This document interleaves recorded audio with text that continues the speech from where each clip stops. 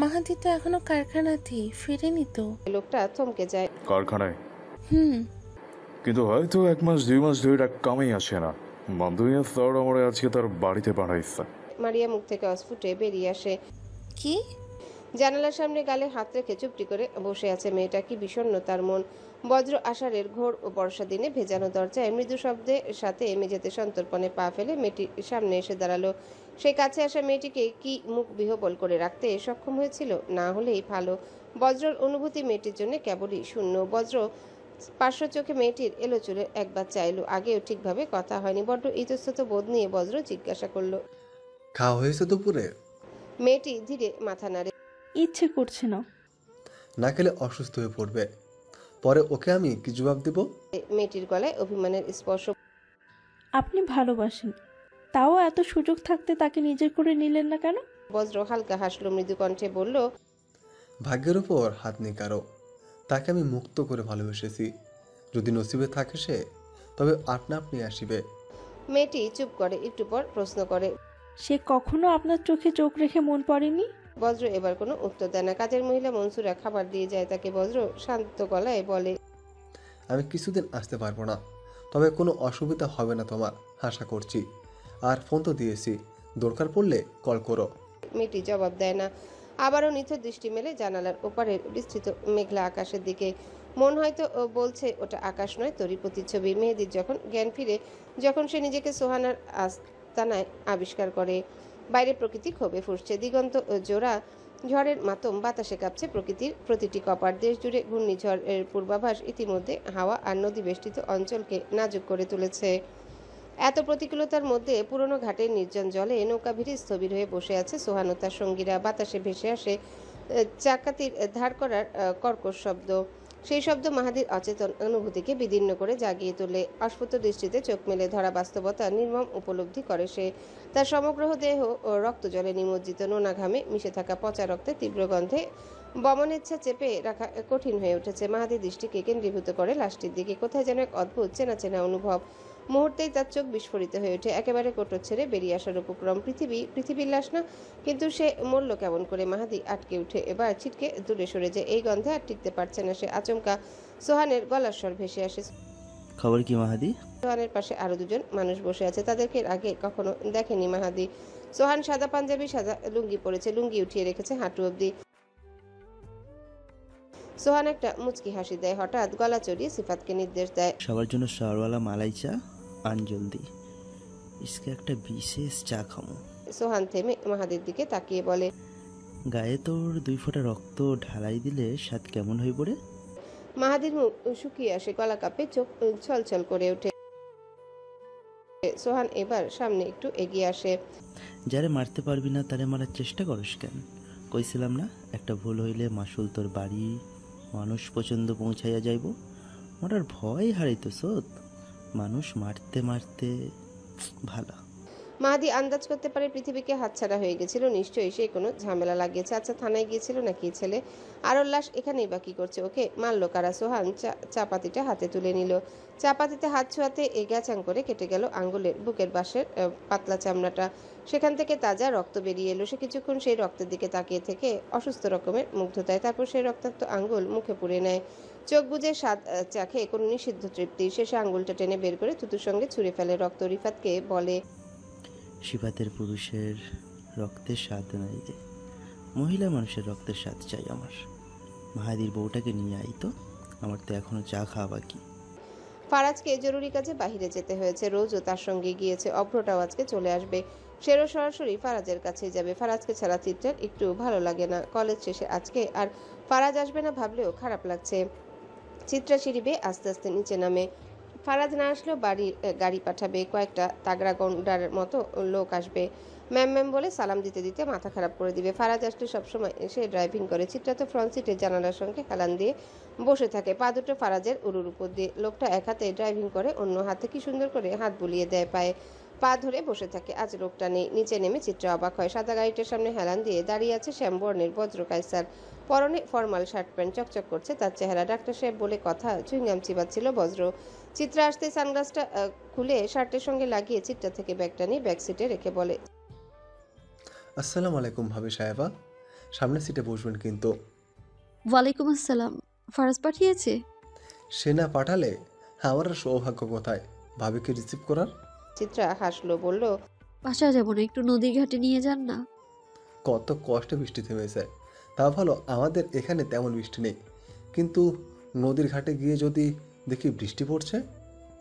পড়লে না হয় ভিজবেন। সত্যি ভিজতে বলছেন তো ভাবি?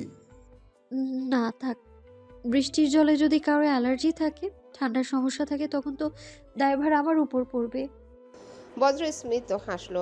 চিত্রা পুনরায় বলল, একটা বয়স পর্যন্ত এই সমস্যা আমার ছিল, পরে ঠিক হয়ে গিয়েছে। আমার বংশের তো সবারই এই সমস্যা আর ঠিক হয়ে গিয়েছে, খালি আমার বেলায় উল্টো। বলেই বজ্র চিত্রাকে গাড়ির দরজা খুলে দেয়। চিত্রা বসতে বজ্র গাড়িতে এসে বসে। কিছু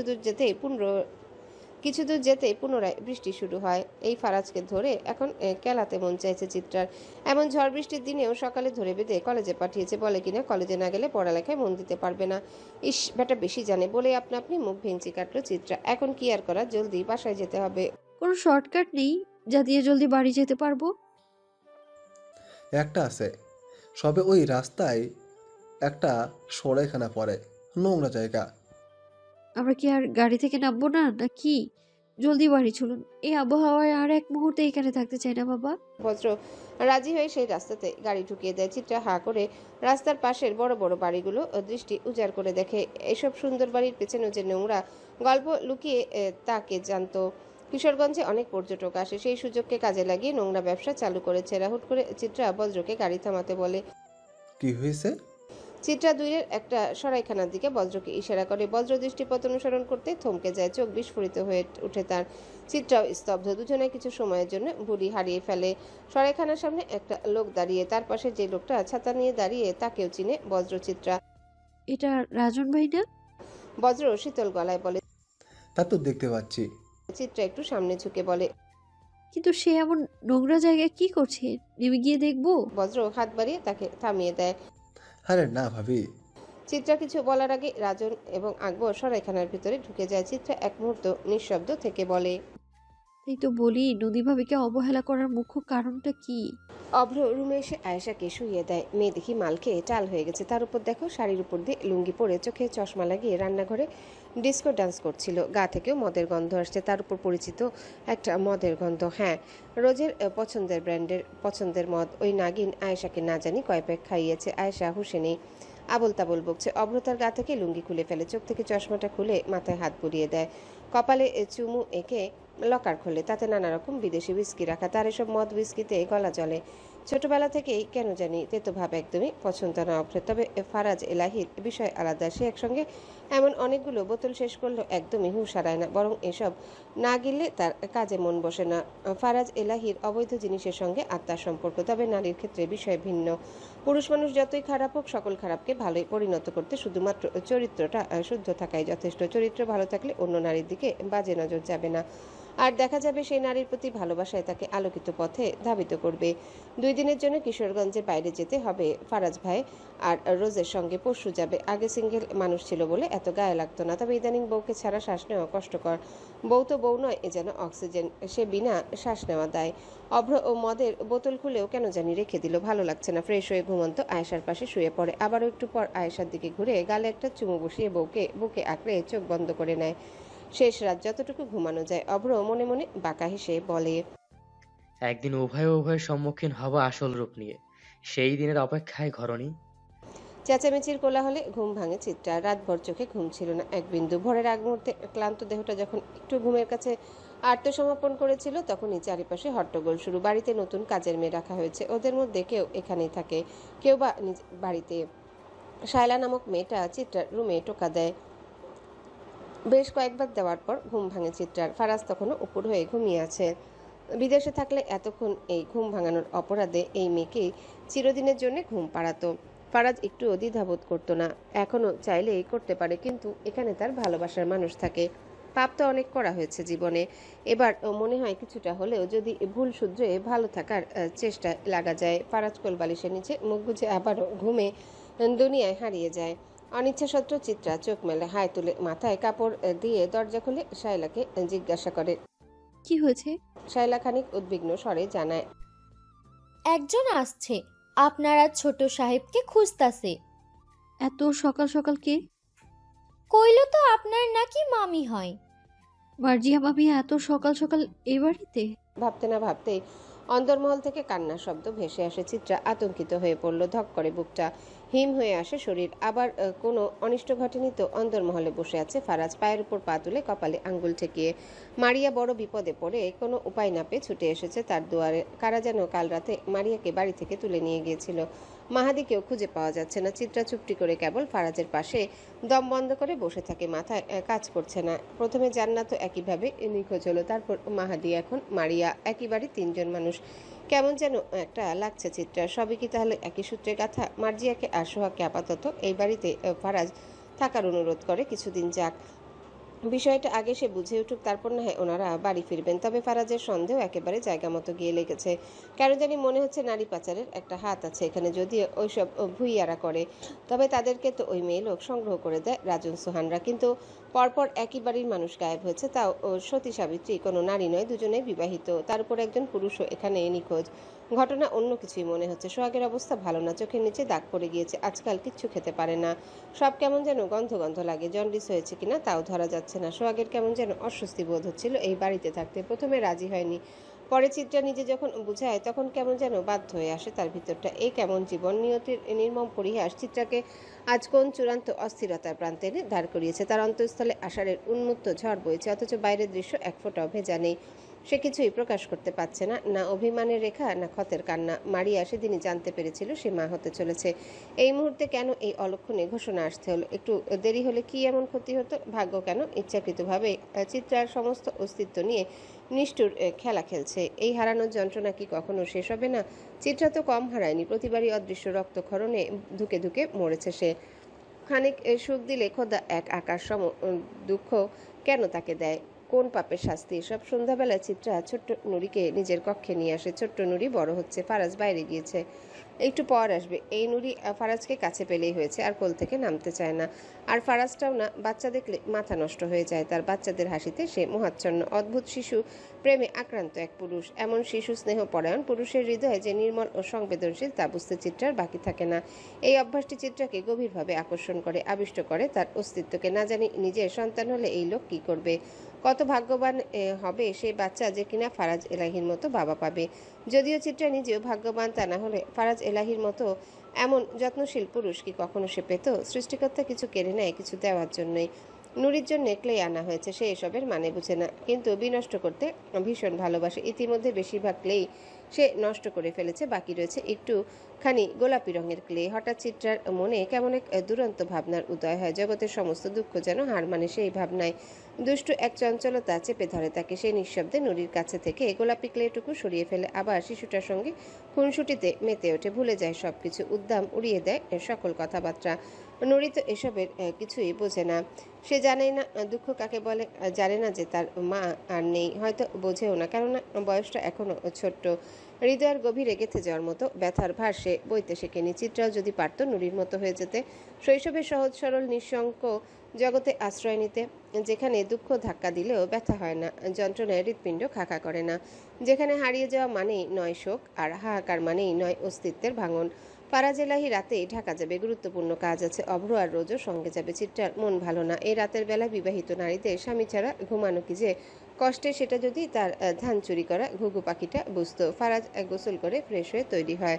চিত্রা রোজ ফারাজের টাই বেঁধে দেয়, আজ চুপ করে বসে আছে, কোনো কিছু এগিয়েও দিচ্ছে না। ফারাজ চিত্রার দিকে তাকিয়ে ঠান্ডা গলায় বলল, তুমি চাইলে কিন্তু আমার কাজগুলো করানোর জন্য মেইড রাখতে পারি। তুমি টাই পড়াবে নাকি মেইড ডাকবো?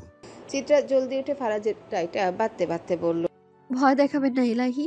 চিত্রা ভয় দেখে মানুষ হয়েছে, তাই ভয়কে আর সে ভয় মনে করে না। ফারাজ হেসে বলে, খালি ওই একটু রক্ত দেখলে কিডনি খুলে হাতে চলে আসে, এর থেকে বেশি কিছুই না। ঠিক বললাম না? চিত্রা মুখ ভেঙচি কাটলো, তারপর হুট করে পুনরায় হেসে বলে উঠল, তোমার জন্য একটা সারপ্রাইজ আছে। ফারাজ চোখ গেরো করে। সরি, আমি আর লুঙ্গি ফুঙ্গি পড়তে পারবো না। এসব সারপ্রাইজ দিয়ে আসলে আগেই দূরে যাও। আরে আগে শুনবেন তো, আগেই কেন এত অ্যাগ্রেসিভ হয়ে যাচ্ছেন? ফারাজ চিত্রার দিকে সরু চোখে তাকায়, মাথা নিচু করে চিত্রার দিকে ঝুঁকে বলে, অ্যাগ্রেসিভের স্পেলিং বলো তো আগে। ফারাজ, আচ্ছা আচ্ছা, সরি। তো দেখাও কি সারপ্রাইজ এনেছো। এবার বুঝি শাড়ি পরে চাম্মাক চাল্লু গানে ডান্স দিতে বলবে। চিত্রা ফারাজকে পাত্তা না দিয়ে ড্রয়ার খুলে কি যেন একটা বের করে, তারপর হুট করে হাত সামনে করতেই ফারাজ তার হাতের তালুর উপর নড়ে চড়ে প্রতিবন্ধীর মতো দেখতে ক্লে দিয়ে বানানো একটা অদ্ভুত প্রজাতির পুতুল দেখতে পায়। ফারাজ জিজ্ঞাসু দৃষ্টিতে তাকাতে চিত্রা গর্ব ভরে বলে, দেখুন আমি আপনাকে বানিয়েছি, সুন্দর হয়েছে না? ফারাজ বিস্মিত চোখে চিত্রার দিকে তাকায়। এটা আমি? পিঙ্ক কালারের পুকি ফারাজ। ও আচ্ছা, তুমি না বললে সত্যি জানতামই না। ফারাজ একটা ঢোক গিলে তারপর পুনরায় বলে, ওর নাক নেই কেন? নিঃশ্বাস না নিয়ে বেঁচে আছে কেমন করে? কালো ক্লে আর ছিল না, তাই পুকি ফারাজের পশ্চাৎ দেশ থেকে একটু পিঙ্ক কালার ক্লে নিয়ে নাকের জায়গায় লাগিয়ে দিয়েছি। ভালো করে দেখুন, নাক আছে। সারপ্রাইজ পছন্দ হয়েছে? হ্যাঁ, এতই পছন্দ হয়েছে যে হারপিকের বোতলে চড়ে খুশির ঠেলায় পৃথিবী ত্যাগ করে সূর্য মামার কাছে গিয়ে তন্দুরি ফারাজ ফ্রাই হওয়ার উপক্রম। নিশীথী রাতে হাইওয়ে পেরিয়ে সামান্য এগুলে দৃষ্টিগোচর হয় একটি পুরানো ব্রিজ, যার গম্ভীর ছায়া বিস্তার করে নিচের বিস্তীর্ণ বিলে। এ ঋতুতে বিলে উপচে পড়ায় জলে পূর্ণ জলরাশির বুকে দোল খায় বুনো সোনালি ধানের পাজা। বিল ঘেঁষা পথের ধারে ছড়ানো কয়েকটি চায়ের টং দোকান, প্রতিটি দোকানে ঝুলছে ঝিমধরা সোডিয়াম বাতি। সেই আলোতে চারিপাশে গাঢ় অন্ধকারে এক ধরনের মোহময় আভা ছড়িয়ে পড়েছে। একটানা নিঃশব্দতা ছেদ করে মাঝে মাঝে ভেসে আসছে টিনের কাপ ঘষাঘষির ক্ষীণধ্বনি। দোকানের কাঠের বেঞ্চের নিচে ঘুমিয়ে আছে ন্যাড়ি শীর্ণ কুকুরেরা, তাদের কঙ্কালসার দেহ জড়ানো নির্ভার ঘুমের পরত। এক কোণে এক মাদি কুকুর তার সদ্যজাত বাচ্চাদের নিবিড় করে জড়িয়ে রেখেছে মাতৃত্বের অধীম তীব্রতায়। তীব্র অন্ধকারের মধ্যেও তা এক উজ্জ্বল দৃশ্য। এই নিস্তব্ধতা প্রকৃতি বহন করে দ্বৈত বোধ। একদিকে এক অচঞ্চল শান্তি, অন্যদিকে এক অমুক অস্বস্তি। এই নিঃশব্দ রাতের আবরণে ঢাকা পড়ে আছে কোনো অব্যক্ত গূঢ়তা, কোনো এক অন্তর্নীল অস্থিরতা। রাতে সমস্ত বিভীষিকা, সকল আত্মরক্ষার বোধ উপেক্ষা করে প্রাণপণে ছুটছে চিত্রা। কলাপাতা রঙের নরম শাড়ির আঁচল মাটিতে লুটিয়ে ঘষতে ঘষতে পিছলে পড়ছে, যেন সেই আঁচল ও চিত্রার সঙ্গে প্রাণপণে পালাতে চাইছে। কপাল বেয়ে নামছে উষ্ণ ঘামের সরু ধারা, সেই ঘাম গিয়ে মিশছে চিবুকের কাছে, যেখানে কাঁপন এক মুহূর্তের জন্য থেমে নেই। হৃৎপিণ্ডের গতি এতটাই দ্রুত যে মনে হচ্ছে পরের ধাপেই থেমে যাবে সবকিছু। পেছনে ছুটে আসছে ধাবমান চারজন পুরুষ। চিত্রার নিঃশ্বাস ভারী হয়ে উঠছে, তার দেহ হাঁপিয়ে উঠছে, কিন্তু তার মন সে এখনো খুঁজছে একমাত্র ফারাজকে। সে কোথায়, কেন আসছে না, কেন এই ভয়াবহ রাতের মধ্যে চিত্রার পাশে সে নেই? চিন্তার অতল গহ্বরে যখন ডুবে যাচ্ছে চিত্রা, তখনই ঘটে বিপর্যয়। শাড়ির আঁচলে পা জড়িয়ে হঠাৎ হ্যাচকাটানে মুখ থুবড়ে পড়ে যায় সে। পিচঢালা কংক্রিটের পথ মুহূর্তে রক্তে রঞ্জিত করে চিত্রার হাঁটু কনুই আর তালুর ছাল। ক্ষতের ভিতর থেকে ফুটে ওঠা রক্ত তার ভয়কে রক্তাক্ত করে তোলে। উঠে দাঁড়াতে চেষ্টা করে চিত্রা, ভয় তার চেতনার গলা চেপে ধরেছে। সে পিছনে তাকায়, তারা আসছে পাষাণ পায়ে, নির্মম অভিপ্রায়, দিক বিদিক অন্ধ করে এগিয়ে আসছে তার মৃত্যুদূতেরা। চিত্রা উঠে দাঁড়ানোর চেষ্টা করতে অন্ধকার ফুরে কেউ একজন ঠিক তার সামনে এসে দাঁড়ায়। চিত্রার এলোমেলো চুলের মুঠি এক ঝটকায় টেনে তাকে দাঁড় করিয়ে দেয় অপরিচিত সেই ছায়ামূর্তি। শরীরে কোনো ভারসাম্য নেই, তবু এক অদৃশ্য শক্তি তাকে শূন্য থেকে তুলে আনে। সে এখনো অন্ধকারে ছেকে সেই মুখটি দেখার চেষ্টা করছে। কার মুখ, চেনা কেউ নাকি অন্য কেউ? প্রশ্নগুলোর জবাব আসার আগেই গর্জে ওঠে ট্রিগার, এক ভয়াবহ হৃদস্পন্দন থামিয়ে দেওয়া ধাতব শব্দ। প্রথম গুলির সঙ্গে সঙ্গে কেঁপে উঠে চারিপাশ, দ্বিতীয় গুলির কম্পনে স্থবির হয়ে যায় সমগ্র জগৎ। চিত্রার করটির এক প্রান্ত ভেদ করে বুলেট ছুটে যায় অজানার দিকে, আর অন্য প্রান্ত থেকে বিস্ফোরিত হয়ে ঝরে পড়ে উষ্ণ রক্তধারা।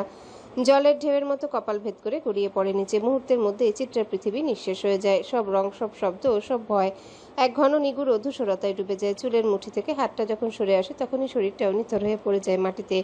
করটির এক অংশ ছিটকে এসে পড়েছে সম্ভবত সেই অন্ধকারে ঘেরা মানুষটার গায়ে, যিনি গুলি চালিয়েছিলেন।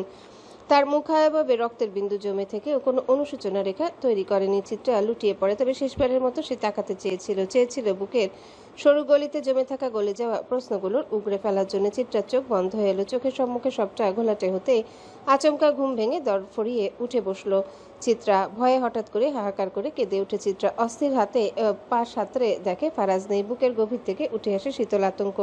সারা শরীর কাঁপছে কম্পনে। এ কেমন দুঃস্বপ্ন! এতটা বিভীষিকাময় স্বপ্নও কি সম্ভব?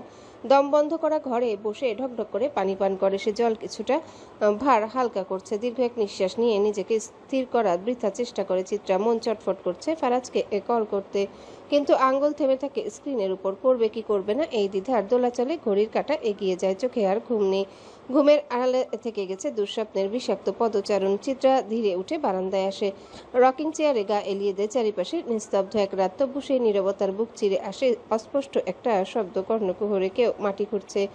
অনভিপ্রেত সেই শব্দ তাকে সজাগ করে তুলে। সতর্ক দৃষ্টিতে নিচে তাকায় সে। পুকুরের পশ্চিম পাড়ে আবছা আলোয় দেখা যায় তিনজন লোককে।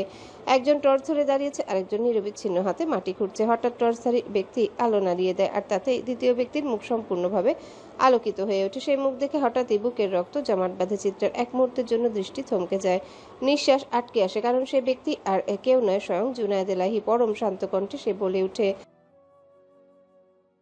ব্যাস আর কোনো কথা না, শুধু কাজ। গম্ভীর ও নির্দেশনামূলক কণ্ঠে কথাটা বলে দুজন পুরুষ মিলে বস্তাটি সদ্য খুঁড়ে তোলা মাটির গহ্বরে চেপে দিল, কষে মাটি চাপা দিল। এরপর তারা একে অপরের দিকে ঝুঁকে কিছু ফিসফিস করে বলল বটে, তবে সেই কণ্ঠস্বর চিত্রা শ্রবণে পৌঁছায়নি। চলার আগে তারা ঘুরে ফিরে আশপাশটুকু সতর্ক চোখে পর্যবেক্ষণ করলো। তারপর দ্রুত পায়ে তারা মিলিয়ে গেল অন্ধকারের অতলে, যেন কেউ কোনোদিনও সেখানে আসেনি। চিত্রার মস্তিষ্ক তখন আর কাজ করছে না। সমস্ত চিন্তাবোধ এক বিভ্রান্তির ধোঁয়ায় ঢাকা পড়ে গেছে। হাজারো প্রশ্নের ভিড় জমে ওঠে মনে। এত রাতে ওনারা কি চাপা দিলেন? আর সেই বস্তার ভেতর কি ছিল? কি এমন থাকতে পারে সেখানে? আর সেই ব্যক্তি যে নিরলসভাবে মাটি খুঁড়ছিল, সে কে? কেন তার মুখ একবারও আলো রেখায় ধরা পড়ল না? বাকি দুজনকে চিত্রা চিনেছে। একজন সোলেমান এলাহি, অন্যজন জুনায়েদ এলাহি। চিত্রার বুকের মধ্যে ফারাজের কথা ঘুমড়ে ওঠে। সবটা তাকে বলা উচিত হবে কি, নাকি চুপ করে যাওয়াই শ্রেয়? যদি রাগ করে, যদি সন্দেহ করে, কিন্তু আবার সেই এই কথাও মাথায় আসে। না জেনে না বুঝে কিছু ভাবা উচিত নয়। তবুও কেন যেন মনে হচ্ছে এই বাড়িতে কিছু তো একটা আছেই। চিত্রা তার গন্ধ পাচ্ছে, কিন্তু খুঁজে পাচ্ছে না উৎস। চিত্রার মাথায় কিছু ধরছে না। বারান্দার রেলিং আঁকড়ে দাঁড়িয়ে থাকা চিত্রা তখন বোঝার চেষ্টা করছে সে কি এখনো ঘুমের মধ্যেই আছে, নাকি সত্যি কোনো দুঃস্বপ্ন তাকে টেনে নিয়ে গেছে বাস্তবের ভয়ঙ্কর প্রান্তে। একটা প্রশ্ন রক্তমাখা ছুরির মতো বিদ্ধ করছে তাকে। কেঁচো খুঁড়তে গিয়ে কেউটে বেরিয়ে আসবে না তো? পুরানো ঢাকার এক অভিজাত প্রান্তে রাত্রির বুকে আয়োজিত হয়েছে বিশাল ও জমকালো অনুষ্ঠান। আলোর ঝলকে, ব্যান্ডের উদ্দাম বাজনায় আর আপ্যায়নের রাজকীয় আড়ম্বরে মুখরিত চারিদিক। তবে এই বাহ্যিক জৌলুসের আড়ালে জড়িয়ে আছে গোপন অভিসন্ধান। সেখানে অতিথি হিসেবে আগমন করেছেন ফারাজ এলাহি। ফারাজ এলাহি এখানে এসেছেন নিছক সৌজন্য সাক্ষাতে নয়, বরং তার আগমনের অন্তরালে রয়েছে আরও কিছু। এমন কিছু যায় মধ্যরাত্রিরে ঢাকাকে ঢেকে রেখেছে কুয়াশাচ্ছন্ন এক সখ্যতার আবরণে। এই আয়োজনকে সস্তা বলাটা অবিচার হবে বটে, তবে ফারাজের মতো ব্যক্তি যে অপরাধ বিশ্বে এক অলিখিত কিংবদন্তি, তার তুলনায় এই আয়োজন নিছক ফিকে। সে এর চেয়েও রক্ত গন্ধময় আরও ভয়াবহ মঞ্চে বিচরণ করে প্রতিনিয়ত। তার উপস্থিতি ভালোই আলোড়ন চলছে। বড় বড় ডিলার, অস্ত্র ব্যবসায়ী, মানব পাচারের মাস্টার মাইন্ড, এমনকি রাজনৈতিক ছায়ায় লুকিয়ে থাকা কুশীলবেরা পর্যন্ত ফারাজ এলাহির নজরে পড়ার আশায় হুমড়ি খেয়ে পড়ছে। তবুও কেউ তার নাগালে পৌঁছাতে পারছে না, কারণ এখানে ভিআইপিদের জন্য গড়ে তোলা হয়েছে এক অলঙ্ঘ প্রোটোকলের দেয়াল, বুলেট প্রুফ গ্লাস ঘেরা লাউঞ্জ, রুদ্ধ গেট, বহুসংখ্যক দেহরক্ষী এবং সর্বোচ্চ শ্রেণীর নিরাপত্তা। ফারাজ এলাহির চারিপাশে যে কোনো দুর্গ, যেখানে প্রবেশের অধিকার কেবলমাত্র নির্বাচিতদের। তাকে দেখতে হলে অন্তত 10 থেকে 15 স্তর পেরিয়ে আসতে হবে। সবকিছু অতিক্রম করেও কজনই বা পারে ফারাজের সামনাসামনি দাঁড়াতে? এমনকি কেউ কেউ বলে এক ঝলক দেখা পাওয়ার সৌভাগ্য আজ পর্যন্ত কেবল কল্পনার মধ্যেই সীমাবদ্ধ। এই যেমন ঢাকার কুখ্যাত ভুইয়া পরিবার, যাদের নামে রক্তপাতের ইতিহাস। আজ তারা এখানে উপস্থিত, অথচ তাদের মুখ কারো চেনা নয়। তাদের মতো অস্পষ্ট ছায়া হয়ে ঘুরে বেড়ায় অন্য সব ভিআইপিরা। এই ভিআইপিদের মধ্যে ফারাজ এলাহিও একজন, যাকে বাইরে থেকে মানুষ একভাবে আর ভেতর থেকে মানুষ চিনে অন্যভাবে। তবে ফারাজ এসবে অনন্ত সম্মিলন। গোপন আত্মা তার অপরাধী, আভিজাত্যের প্রতি নিতান্তই উদাসীন। তার চোখে আয়োজন শুধু একটি দৃশ্যপট, কোনো কেন্দ্রবিন্দু নয়। তার ডান পাশে দাঁড়িয়ে রয়েছে অভ্র, কালো স্যুট প্যান্টের দেহে ঢাকা রাখা দায়িত্বশীল চোখের মানুষ। চোখে কালো সানগ্লাস, পকেটে হাত গুজে আছে। ফারাজ ঘড়ির দিকে দৃষ্টি ক্ষেপণ ছেড়ে দিয়ে গম্ভীর স্বরে অভ্রকে জিজ্ঞাসা করল, গ্যাংস্টার অ্যাপোলো কখন পৌঁছাবে? এখনই তো পৌঁছানোর কথা, আমি খোঁজ নিচ্ছি। অভ্র শান্ত কণ্ঠে বলল। ফারাজ এলাহি চোখ নামালো ঘড়ির ডায়ালের দিকে। ধৈর্যের প্রাচীর ধীরে ধীরে ক্ষয়ে যাচ্ছে। আমি জার্মান গেলেই তো ওর সঙ্গে ডিল ফাইনাল করতে পারতাম, এখানেই যে কেন আসতে হলো? সে অপেক্ষা করতে পারছিলাম না, সম্ভবত সেই কারণেই। অভ্র জবাব দেয় সংক্ষিপ্ত স্বরে, $1 বিলিয়ন হিসেব যেহেতু, তাই সব হাই কোয়ালিটির মালই কিন্তু তাদের কাছে যাবে। চুক্তির সঙ্গে কি হাফ পেমেন্ট নিয়ে নিব? নো, পুরোটা। ডিল চূড়ান্ত হয়েছে সবে, তবে অ্যাপোলো ফারাজকে অনেক বেশি পছন্দ করে। ফারাজকে বিনোদন দেওয়ার জন্য মিশর থেকে নারী আনা হয়েছে, সবকিছু সাজিয়ে দেওয়া হয়েছে। নারীরা নৃত্যে মত্ত, ফারাজের মাথা ধরছে এসব দেখে। তার এসবে আগ্রহ নেই, সময় হয়ে এসেছে। এখানে সে ভিন্ন একটা কাজে এসেছে, তাকে এখন গিয়ে সেটা সারতে হবে। অ্যাপোলো ফারাজের জন্য বিশেষ একটা উপহার এনেছে। আজকাল উপহারের নাম শুনলে চিত্রার উদ্ভট সব সারপ্রাইজের কথা মাথায় আসে। অ্যাপোলো, একটু জলদি, আমার যেতে হবে। ফারাজ বলল। অ্যাপোলো মিশর থেকে সেই উপহার ফারাজের সামনে উপস্থাপন করতে ফারাজের মাথা গরম হয়ে যায়, তবে সে শান্ত থাকার চেষ্টা করে। উপহার হিসেবে ফারাজকে সে মিশরের সবচেয়ে সুন্দরী এক নারীকে উপহার হিসেবে দিয়েছে। মেয়েটি ফারাজের কাছে আসতে ফারাজ বলে উঠল, সরি, এই উপহার আমি তোমাকে রিটার্ন উপহার হিসেবে দিয়ে দিলাম অ্যাপোলো, কারণ আমার ঘরে বউ আছে। অ্যাপোলো অবাক, এই প্রথম কেউ তার দেওয়া উপহার ফিরিয়ে তাকে নিচু করলো। বিষয়টা একেবারে পছন্দ হয়নি অ্যাপোলোর, তবু সে মুখে হাসি রেখে ফারাজকে বলল, সামান্য বইয়ের সঙ্গে সুন্দরী মিশরীয় দেবীর তুলনা? ফারাজ এলাহি হাসলো, বলল, আমার স্ত্রী চিত্রাঙ্গনা এমনই সুন্দর যে সুন্দর শব্দটাও তাকে হিংসা করে, তাই সেখানে তুলনা শব্দটা তার সাথে যায় না, বড্ড বেমানান লাগে। খুশি হব যদি তোমার নারী কাঁচানো মিশরীয় দেবী মিশরেই চলে যায়, কারণ দেবী বেশ ছাড়া হলে ওই দেশের ভক্ত কুলকে সে সেবাদান করবে কেমন করে। এলিজাবেথ অবাক হয়, কারণ পুরো দুনিয়া যেখানে একবার তাকে দেখার জন্য মরিয়া, সেখানে এই ফারাজ এলাহি তার দিকেও ফিরেও তাকাচ্ছে না। এত অপমান, কিন্তু সে হাল ছাড়ার পাত্রী নয়। মেয়েটা ফারাজের দিকে এগিয়ে এসে তার ঘাড়ে মৃদু স্পর্শ করে বলল, আমি তো তোমার বউয়ের থেকেও সুন্দর, ওকে ছেড়ে আমার কাছে চলে আসো না। ফারাজ শান্তভাবে ঘাট থেকে মেয়েটির হাত সরিয়ে নিল, পকেট থেকে রুমাল বের করে ঘাড় মুছতে মুছতে গম্ভীর কণ্ঠে বলল, আমি ফারাজ এলাহি, সমুদ্র দেখে আন্দাজ করতে পারি তাতে কত শত জাহাজ বিচরণ করেছে। সমুদ্র যত বড় গভীরতা তত বেশি। লাখো জাহাজ চলা সমুদ্রের প্রতি ফারাজ এলাহি নট ইন্টারেস্টেড।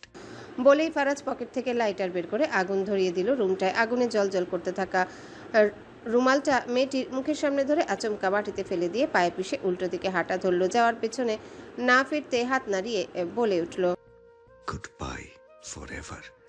যাওয়ার আগে সে অ্যাপোলোর সঙ্গে করা ডিলও ক্যান্সেল করে দেয়। যে ফারাজ এলাহির সহধর্মিনীর সঙ্গে নোংরা নারীদের তুলনা দেয়, তাকে ফারাজ পায়ের নিচে স্থান দিতেও ঘৃণাবোধ করে। হোক সে জার্মানের সবচেয়ে বড় গ্যাংস্টার, তাতে এলাহির কিচ্ছু যায় আসে না, কারণ ফারাজ এলাহির দুনিয়ার কেন্দ্রবিন্দু হচ্ছে চিত্রাঙ্গনা। আর কেউ যদি সে কেন্দ্রের দিকে হাত বাড়ায়, তবে ফারাজ তাকে এই দুনিয়া থেকে মুছে ফেলতেও দ্বিধাবোধ করবে না একটু। রোজের মুখ ভার, হৃদয়ের অনুভূতিকে যেন খেলনার মতো ওলটপালট করছে তার বস। একটা নারীর জন্য কি কেউ $1 বিলিয়ন চুক্তি বাতিল করে দিতে পারে? অ্যাপোলো যে কেবল পুরনো ক্লায়েন্ট নয়, বরং এই অন্ধকার জগতের অঙ্গনের অনেকের স্বপ্নের সিঁড়ি। তার সঙ্গে করা ডিল এখন মুখ থুবড়ে পড়েছে। ফারাজ যেন ইচ্ছে মতো ছুরি চালিয়ে শত্রুদের তালিকায় নতুন নাম জুড়ে দিল। রোজের মস্তিষ্ক ঠিকমতো কাজ করছে না। যতক্ষণ না সেই নারী ফারাজের জীবন থেকে একেবারে মুছে যাচ্ছে, ততক্ষণ সে তার আসল বসকে কিছুতে ফিরিয়ে আনতে পারবে না। রোজ জানে এই মানুষটা কখনো প্রেম গাথার নায়ক হতে পারে না। সে জন্মেছে ছিনিয়ে নেওয়ার জন্য, অথচ এখন ভালোবাসা নামক তুচ্ছ এক অনুভূতির মোহে পড়ে সে নিজের জাত চরিত্রে ভুলতে বসেছে। এই পেশা, এই পথ কোনো খেলা নয় যে ইচ্ছে মতো শুরু করে সমাপ্তি টানলাম। মুখে বললেই কি এসব ছেড়ে দেওয়া যায়? অভ্র এখনো বিস্ময়ের ঘরে। 26 বছরের জীবনে প্রথমবার দেখছে ফারাজের এমন অবিন্যস্ত সিদ্ধান্ত। কালো দুনিয়ার যে শাসক, সে কি আদৌ এমন আবেগতাড়িত হতে পারে? কোনো নারী তাকে এতখানি বশ করতে পারে? তবু অভ্রের বুকের কোথাও যেন হালকা একটা টান পড়ে। কষ্ট না, ঠিক কষ্ট না, এক ধরনের অনুচ্চারিত বোঝাপড়া। প্রেমের পরশে তার অন্তর্গত মরিচা পড়া বাগানে ইদানিং অদ্ভুতভাবে কুড়ি ফুটছে। সেই ফুলগুলো এখনও ঠিকভাবে ফুটেনি, কিন্তু তারা জানান দিচ্ছে জীবনটা আর একার নয়। এখন প্রতিটা সিদ্ধান্তে জড়িয়ে আছে আরেক নারীর নিঃশ্বাস, আরেক হৃদয়ের স্পন্দন। ফারাজ নির্বিকারভাবে গাড়ি থেকে নামে। রোজার অভ্রর দিকে চোখ ছুড়ে দেয়, জিজ্ঞাসা করে, সব ব্যবস্থা করা হয়ে গেছে তো? জি। আমি ভেতরে যাব, বাইরেটা সামাল দেওয়ার দায়িত্ব তোমাদের। আচ্ছা। ফারাজ গোডাউনের ভিতর ঢুকে পড়ল। গোডাউনে এই সময় মানুষ নেই বললেই চলে। মাল ডেলিভারি হবে কালকে, সব কাজ শেষ, তাই কিছু মানুষ ছাড়া যে যার কাজে। রোজ গোডাউনের পেছন দিক থেকে কেরোসিন ঢালা শুরু করে।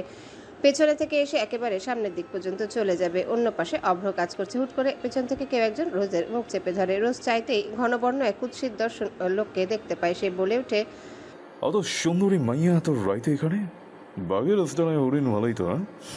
লোকটা রোজের বুকে বাজেভাবে স্পর্শ করার আগেই রোজ হাতের মুঠিতে রাখা ছোট্ট চাকুটি একেবারে লোকটার গলার মধ্যে থাকা রগের ভিতর ঢুকে মুহূর্তে টেনে হিঁচড়ে রগ ছিঁড়ে বের করে আনে। লোকটা মুহূর্তে ছটফট করতে করতে মাটিতে লুটিয়ে পড়ে। ব্যথায় নিজের গলা নিজেই চেপে ধরল। রোজের সেই জবাই করা পশুর ন্যায় ছটফট করতে থাকা লোকটাকে দেখে হাসি পায়। সে বলে, সুন্দরী বললে অথচ সৌন্দর্যের রহস্য না শুনেই চলে যাচ্ছ। যাওয়ার আগে একটা সিক্রেট শুনে যাও। রোজ হিসিয়ে উঠে হেসে বলে, মানুষ খুনের পর ওদের উষ্ণ রক্ত আমি জলের সঙ্গে মিশিয়ে স্নান করি।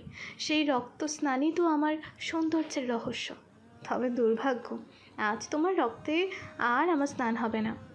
অভ্রের সামনে বেশ কিছু লাশ পড়ে আছে। হ্যাঁ, এদেরকে সেই উপরে পাঠিয়েছে। ঠান্ডা মাথায় কোনো রকম দয়া মায়া ছাড়াই মানুষকে মৃত্যুর ঘরে পাঠানো এখন তার কাছে একটা দৈনিক রুটিন প্রক্রিয়া। অভ্র সেই দিনের কথা মনে পড়ে যায়। সেদিন রাতে আয়েশাকে সেই দুটো ছেলে রাস্তায় বিরক্ত করার চেষ্টা করেছিল কুৎসিত অভিপ্রায়। সেই রাত্রেই অভ্র তাদের শরীরে স্পর্শন্দ্রিয় তাদের পুরুষালী অহংকার গলে দিয়েছিল অ্যাসিড ঢেলে। কিন্তু এতটুকু কি যথেষ্ট ছিল? এত সহজ মৃত্যু কি প্রাপ্য ছিল তাদের? না, তা তো নয়। তারপর যা হয়েছিল তা ছিল সীমা ছাড়িয়ে যাওয়া ন্যায় বিচারের এক উন্মাদ রূপ। সেই আত্মরা দেহগুলোকে ফুটন্ত জলে সিদ্ধ করে সে ছুড়ে দিয়েছিল রাস্তার বেওয়ারিশ কুকুরদের সামনে, যারা একরাশ ক্ষুধা নিয়ে সে পচা মাংসে দাঁত বসিয়ে সেদিন রাতের আহার সেরেছিল। অভ্র এসব করেছিল কেবল আয়েশার জন্য নয়, সে করেছিল পুরুষ হিসাবে, এক দায়ভারগ্রস্ত পুরুষত্বের দায়। যারা পথের মেয়ে দেখলেই পশুত্বে নেমে পড়ে, তাদের মৃত্যুর পথ রক্তমাখা হওয়াই তো বিধান। নিজেকে দমন করা সেই কাপুরুষদের জন্য অনুচিত। কারণ পাপ করে যে আর পাপকে মেনে নেয়, এই দুই সমান অপরাধী। ভাবনার জট কেটে ওঠার আগে তার ফোন বেজে ওঠে। স্ক্রিনে ভেসে ওঠে ফারাজের নাম। তার মানে ভেতরের কাজ ভাই সেরে ফেলেছে। এবার একটু ধামাকার পালা। গোডাউনের ভেতর রক্তের স্তূপ জমে গিয়েছে। 2-4 জন মানুষ ছিল, সবাই এখন মৃত। কেবল একজন এখনো জীবিত আছে, প্রাণের ভিক্ষা চাইছে। তার তো পালিয়ে যাওয়া উচিত, কিন্তু পালানোর পথ কোথায়? ফারাজ যে তার 2 পা কেটে ফেলে রেখেছে তারই সামনে। হাঁটার মতো অবস্থা নেই, তবুও সে মিনতি করছে। জীবন ভিক্ষা চাইছে ফারাজের কাছে। ফারাজের সেদিকে খেয়াল নেই, ফারাজের সেদিকে কোনো ভ্রুক্ষেপ নেই। সে চেয়ারে হেলান দিয়ে বসে মনোযোগ দিয়ে সাবওয়ে সার্ফার্স খেলছে। এক হাতে ফোন, চোখে স্ক্রিনে, মুখে নিষ্প্রিয় অভিব্যক্তি।